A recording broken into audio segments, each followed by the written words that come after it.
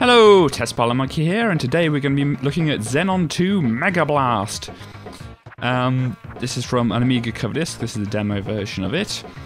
And as you can see, it's been done by Bitmap Brothers assembly line, and we're going to get onto this important bit, not graphics, no. I mean, graphics aren't important here. Not common. But, music, Bomb the Bass. You may have heard of them, you may remember them. Apparently, the guy who is Bomb the Bass did some work with Nana Cherry. You may have known some of her songs. But yes, Xenon 2 Megablast. Let's have a go at this.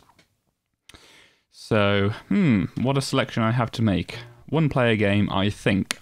Get ready, player one. I am as ready as I shall ever be for this. And yes, you move very, very slowly, but it is very, very pretty. Well, considering the other graphics you could have had at the time.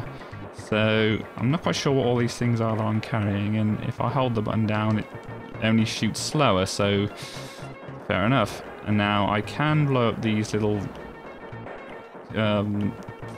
sea life looking things. Oh, I got a little thing that shoots out the back of me now. Yeah, some very strange looking sea life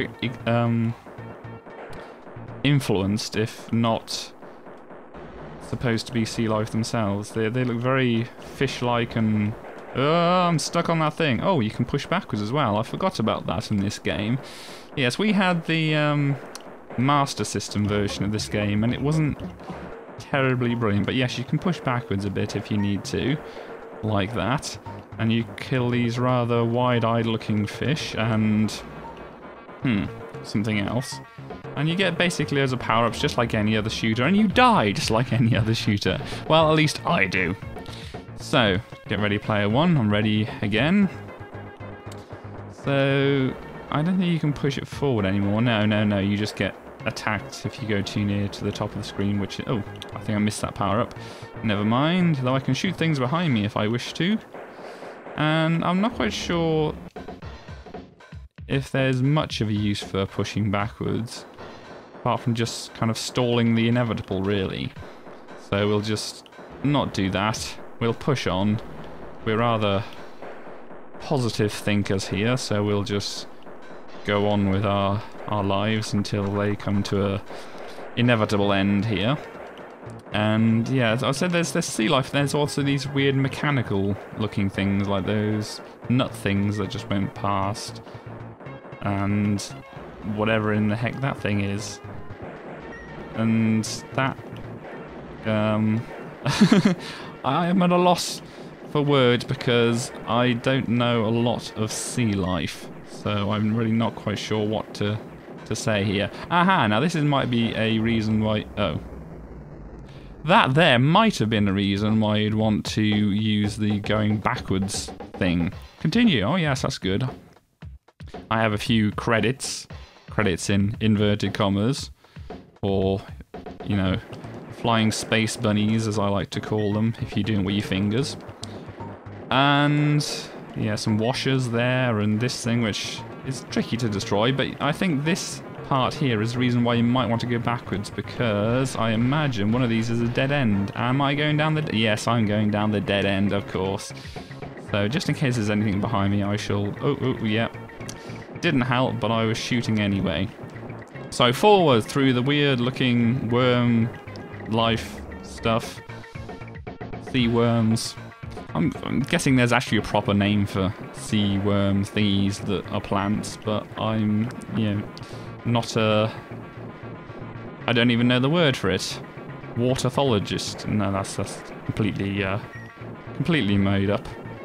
But somebody who knows all the flora and fauna of the sea. I am not one of those people, as is evidenced here.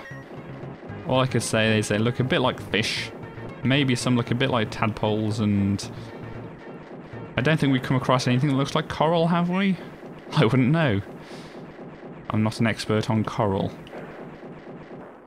So, after dying multiple times here, we put in our name AAA because we can't be bothered. Oh yeah, nice little scratch there. And the music I was talking about, by the way. hip hop, you know, that kind of cool stuff. And yes, as I said, I'm really at a loss to explain anything here because I don't understand much of what I'm seeing. However, this is actually quite a decently put together game, even though I am rather bad at it, and it should come as no surprise if you're actually watching what I'm doing here on the screen. So, but yes, very nice. Nicely put together, very nice gameplay, and very graphically nice, and of course music's pretty good because it's made by somebody who actually knew what they were doing music-wise. Well, you can debate that if you want to, but I think he knows what he's doing music-wise. So, a lot of these things on the side, you can't actually kill, though the one type of plant I could kill, so I'm not quite sure what's going on with that. Some kind of water beetle, I suppose. Probably not, but you know, it's the best thing I can come up with to explain what I'm seeing. But yes, I don't think we're going to be getting much further in this here. So we shall keep on shooting things. And yes, I might as well talk about the whole Amiga Coverdisks video thing, format, whatever that I'm doing. You see that I dive straight into the game here this time, because I think focusing on... Oh, got a shop here with a rather scary looking shop manager. What do I want to sell? Well, can I buy anything? I mean... let's sell. Well, okay, rear shop power 1. I will pay. No, I don't want to sell anything. Do you actually sell things yourself? Never mind. Oh, here we go. Buy. What can I get here?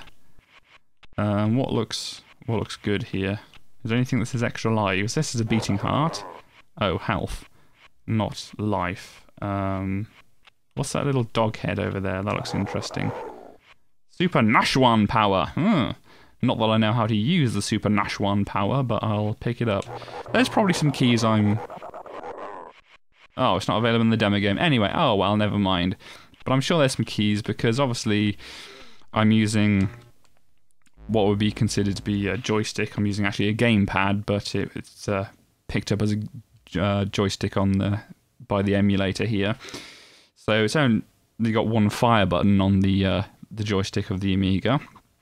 You can get ones with more fire buttons, or you could get ones with more fire buttons, but normally you'd have the one fire button on the joystick and you'd push a few keys on the keyboard to do some other functions. So let's see if we can get onto any second level. No, is this the same level as what we were already on? Yes, I think so. So anyway, yes, about the whole Amiga format. No, not Amiga format. This was an Amiga format cover disc, but the whole Amiga cover disc format thing that I'm doing here, I've decided to only show the games because showing the rest of the stuff was not quite as interesting in my opinion, really. And what I was really most interested in was the games anyway, so I'll just focus on those. And there may be, on some of the other discs, more than one... Ooh, can I get that? No, it's gone away. More than one...